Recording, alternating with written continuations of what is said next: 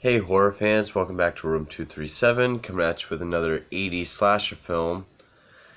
And this time it is Night School, A Lesson in Terror. I don't know about that. Well, it came out in 1981, an advanced degree in terror.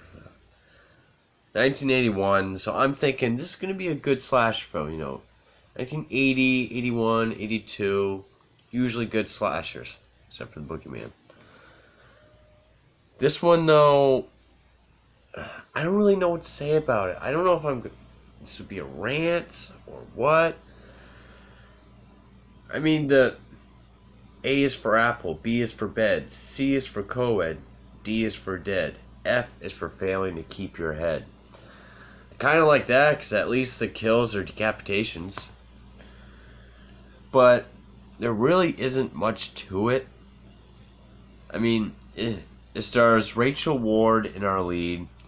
It was directed by Kenneth Hughes. This was the last movie he directed, actually. And, fun fact of the day, Kenneth Hughes also directed Chitty Chitty Bang Bang, which I never saw. And Night School takes place in Boston. And I'm guessing it's a night college.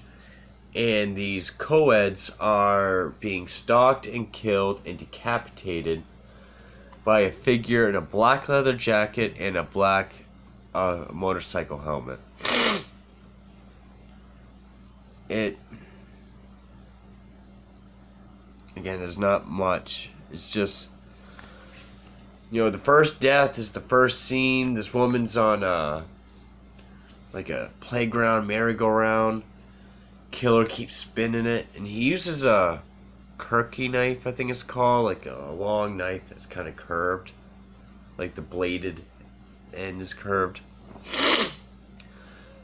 Which, I mean, this death was kind of stylized. That spinning, and he keeps going over her head as she comes around. Then when he finally slashes her, screen goes red, and then this woman, so it's red. This woman walks away wearing a red shirt. So this is a nice little scene segue. But anyway, Rachel Ward is the assistant and girlfriend to a Professor Millett, who's an anthropology professor, who has a history of having affairs with his students. College, so I'm guessing they're of age. The principal or the dean you can sort of tell something's off about her. You sort of find out at the end. And you follow these two detectives. I'm drooling on myself. I can't remember their names. You have the younger guy who's focused, and then the older guy who's sort of the Boston wisecracker. And they have a series of suspects along the way. The main one being there's a diner that they frequent, almost everyone frequents. The waitress is Carol, and the busboy is this guy whose name I can't remember. But he's mentally challenged. He has a history of indecent exposure. When they question him, he's got porno mags taped all over his wall, bras that he collects. I thought the guy that played him actually did a good job at playing mentally handicapped person or a slower person, because around this time someone like that was always portrayed like Matthew in the original I Spit on Your Grave, just kind of quirky. This guy you actually kind of bought. Wikipedia calls this an erotic slasher. It's the only time I don't get how it's erotic. I mean, there's one love scene between her and the professor in the shower, and then the dean and someone else at the end, but there's no nudity or sex or anything. I guess because relationships are the theme. When I think of erotic film, I think of Eyes Wide Shut. But anyway, so the second woman to get it is a student who works at the aquarium. She's taking off her wetsuit. She's like in the locker room. And the killer comes in. This woman's a bad actress. She keeps backing up, but her delivery's just like, go away. Leave me alone. Leave me alone. Go away. And the killer throws a net on her. And she's like, Then she gets killed. I literally just got done watching this, and it's kind of forgettable. I don't remember if it's gory or not. Again, a lot of aftermath. Like, you see a woman and someone else looking at the aquarium, then you see her scream, and then it just shows the aquarium and the head sinking, I almost said floating, sinking down to the bottom. You know, there's one scene where she's followed by the busboy, which I like how the scene look. I like how this movie looks. You know, it doesn't look like this is like VHS quality, which I like anyway. This is like the Blu-ray. They kind of cleaned it up a little bit, but you know, it looks like it has a bigger budget. I don't think it did. But, you know, like, there were certain scenes outside by, like, the road or an alleyway where I was kind of like, you know, the quality and the sort of cinematography kind of looks like The Exorcist. So, it's a good-looking movie. It's just mostly boring.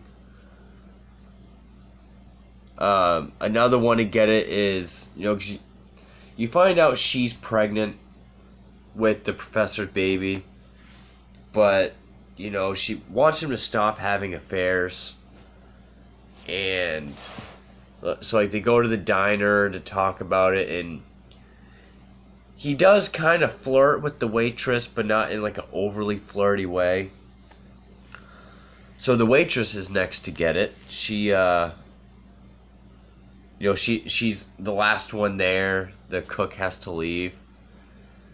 And there's, like, a tussle. Then she gets killed out in the alleyway. Which, again, I can't even remember if it's gory or not. This movie is just forgettable. But, of course, he decapitates them. And I like how the head is found, because the cook goes to open. These two, like, blue-collar guys come in. He gives them stew, and they find hair in their stew. So you get this long scene of him, you know, dumping the stew into another pot. So the camera's looking into this deep pot. So you think the head's going to come rolling out, but it doesn't. It's not until he pulls the plug out of the sink and you see the water sort of go down that you can see some hair be exposed, and then you can sort of see down into, like, the face.